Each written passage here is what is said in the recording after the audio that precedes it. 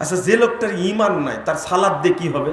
বুঝেননি মনে কথাটা? হ্যাঁ, কি হবে? যে লোকের ঈমান নাই তার সালাত দিয়ে কি হবে? তার হজ দিয়ে কি হবে? তার পর্দা দিয়ে কি হবে? বুঝেননি মনে হয়, তাই না? তাই ইউটিউবের ভাইরা ছড়াই দেবে এই কথা তোমরা। ইমাম ইবনে তাইমিয়া রাহিমাহুল্লাহ বলছেন, ওয়ার রাফিজাতু কাফফারাত আবা বকর ওয়া উমর ওয়া উসমান ওয়া আম্মাতাল মুহাজিরিন ওয়াল আনসার। এই রাফেজি শয়তানগুলো আবু বকরকে কাফের বলেছে, ওমরকে কাফের বলেছে, ওসমান রাদিয়াল্লাহু আনহুম তাদের কাফের বলেছে, ওয়া আম্মাতাল মুহাজিরিন ওয়াল আনসার, যত মুহাজির সাহাবী যত আনসার সাহাবী তাদের সকলকে তারা কাফের বলেছে। হলো ইমাম ইবনে তাইমিয়া রাহিমাহুল্লাহ বলেছে 28 নম্বর খণ্ডের ফতোয়া, মাজমুআ ফতোয়া 28 নম্বর খণ্ডের 478 পৃষ্ঠার।